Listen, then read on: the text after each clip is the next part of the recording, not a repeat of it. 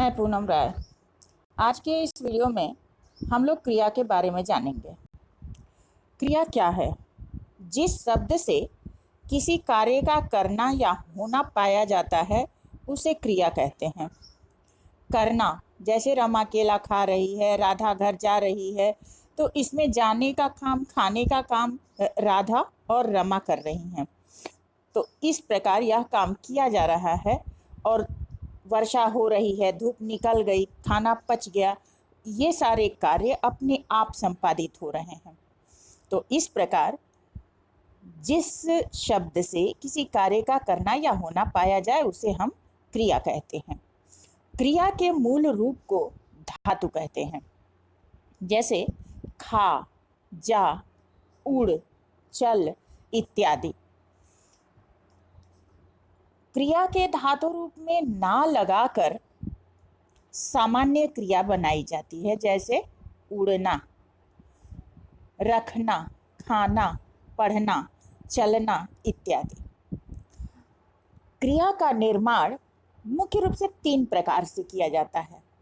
धातु रूप से, जैसा कि अभी हमने बताया, उसके मूल रूप में ना लगाकर।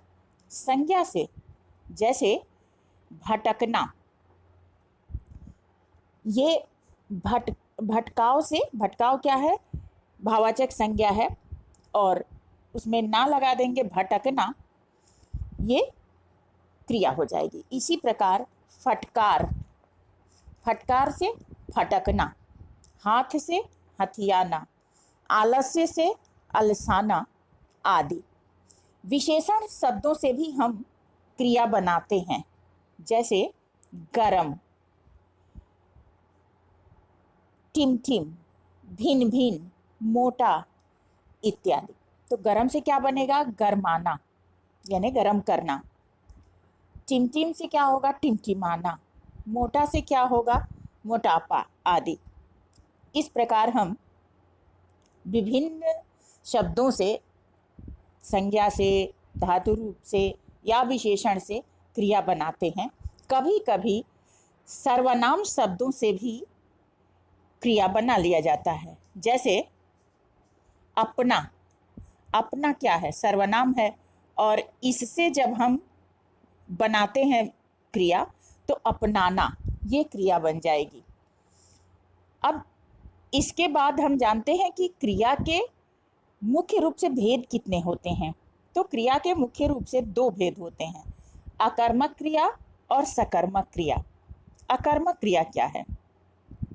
जिस वाक्य में कर्म न हो वह अकर्मक क्रिया है, और जिस वाक्य में कर्म हो वह सकर्मक क्रिया है।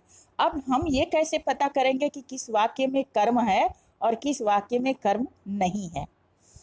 जैसे राम आता है, कौन आता है? राम। इसका उत्तर तो हमें मिल गया, लेकिन कहाँ से आता है नहीं मालूम। तो कहाँ से, किससे इत्यादि का उत्तर जब नहीं मिलता है तो वो अकर्मक क्रिया हो जाती है। और इसका उत्तर जब मिल जाता है, जैसे राम घर से आता है, तो घर इसमें कर्म है और इसलिए ये सकर्मक क्रिया हुई। अकर्मक क्रिया में क्रिया का प्रभाव कर्ता पर पड़ता है और सकर्मक क्रिया में क्रिया का प्रभाव कर्म पर पड़ता है। इसका मतलब है कि कर्ता जिस लिंग वचन और कारक में होगा, क्रिया भी उसी लिंग वचन और कारक इत्यादि, काल इत्यादि की होगी। इसी प्रकार कर्म जिस लिंग और वचन में होगा, क्रिया भी उसी लिंग और वचन में होगी। कुछ सकर्मक क्रियाओं के लिए 2 कर्म की आवश्यकता होती है, जैसे 2 कर्म वाली क्रियाएं। राधा ने मोहन को पीटा। यहाँ राधा ने पीटने का काम किया और मोहन को पीटा, ये 2 कर्म एक साथ संपादित हो रहे हैं। सेठ ने भिखारी को भिक्षा दी। यहाँ सेठ देने का काम कर रहा है और भिखारी लेने का काम कर रहा है। इस प्रकार दो कर्म वाली क्रियाओं को द्विकर्मक क्रिया कहते हैं। अब इसके अतिरिक्त हम देखते हैं कि अपूर्ण क्रिया क्या है। जब क्रिया के साथ कर्म होता है तो वो वाक्य पूर्ण प्रतीत होता है। कर्म होते हुए भी कभी कभी वाक्य का पूरा अर्थ स्पष्ट नहीं हो पाता। ऐसे वाक्य को अपूर्ण अकर्मक वाला वाक्य कहते हैं। जैसे भव्य है। अब भव्य क्या है ये नहीं पता, लेकिन अगर हम इसके साथ लगा देते हैं कि भव्य सुंदर है, भव्य चतुर है, भव्य चालाक है, भव्य तेज है, तो ये सुंदर, तेज, चतुर इत्यादि शब्द इस वाक्य के अर्थ को पूरा कर देते हैं। तो इस प्रकार भव्य है ये अपूर्ण अकर्मक क्रिया हुई। लेकिन जब हम उसके साथ वाक्य को पूरा करने के लिए जो पूरक लगाते हैं, उसके कारण हमारी अपूर्ण क्रिया भी सकर्मक हो जाती है। जैसे अध्यापक ने उमा को बना दिया।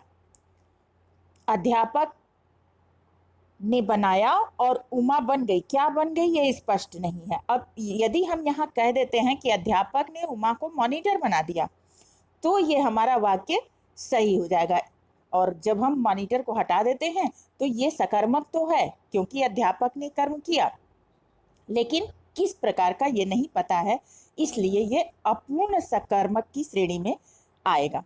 संरचना की दृष्टि से क्रिया के चार भेद होते हैं। संयुक्त क्रिया। संयुक्त क्रिया क्या है? जब दो क्रिया एक साथ आती है तो उसे हम संयुक्त क्रिया करते हैं। कह सकते हैं कि दो स्वतंत्र अर्थ रखने वाली क्रियाएं जब एक साथ दिखाई देती हैं तो वहां संयुक्त क्रिया होती है। इन दो क्रियाओं में पहली क्रिया को हम मुख्य क्रिया कहते हैं और दूसरी क्रिया को रंजक क्रिया कहते हैं।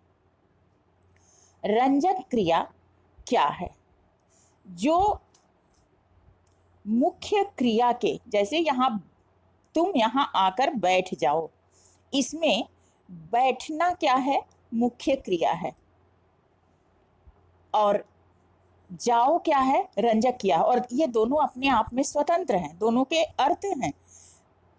तो इस प्रकार जब दो क्रियाएं एक साथ आ जाती हैं तो वे कभी पूर्णता का भाव देती हैं, जैसे तुम यहाँ आकर बैठ जाओ, कभी अनायासता का भाव देती हैं, जैसे वर्षा के कारण वह चला गया, यानी ये काम अचानक हुआ।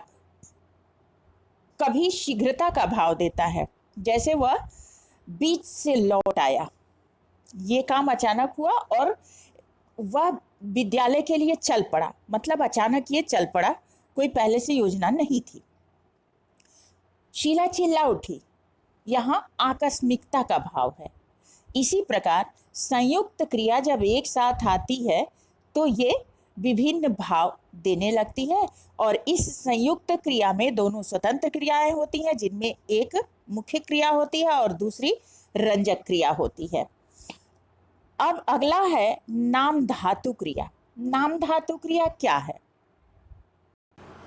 जिस क्रिया शब्द का प्रयोग संज्ञा, सर्वनाम अथवा विशेषण आदि के साथ मिलाकर क्रिया के रूप में किया जाता है, उसे हम नाम धातु क्रिया कहते हैं।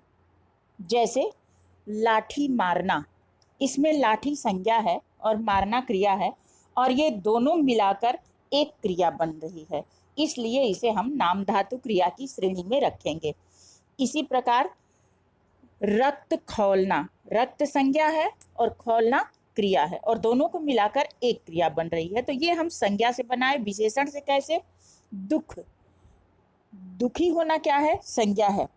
और इसके साथ जब हम होना क्रिया को लगाते हैं तो दुखी होना दुख क्रिया है, दुख विशेषण है, सुख विशेषण है।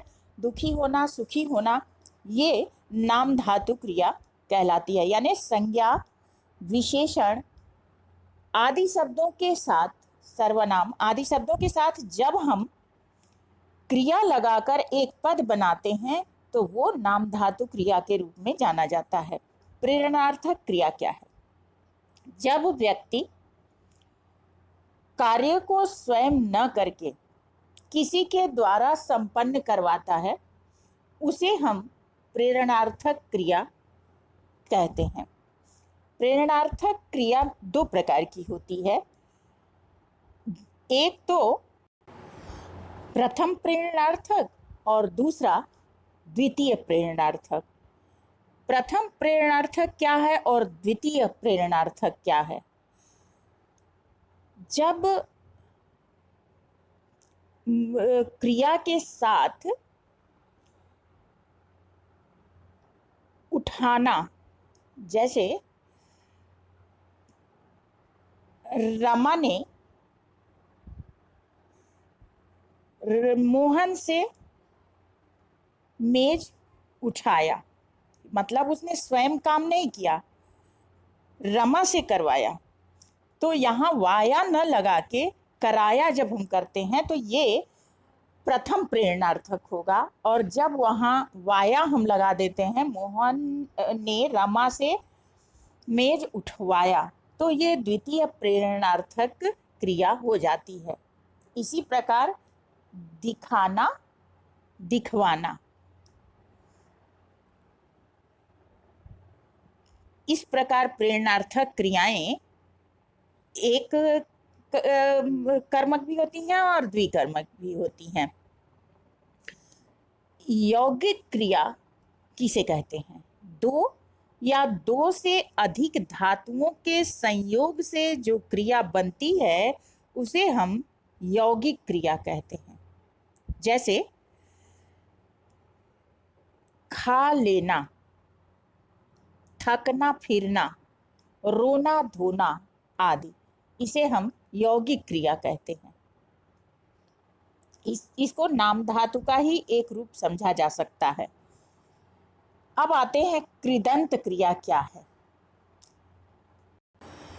जिन क्रिया शब्दों के अंत में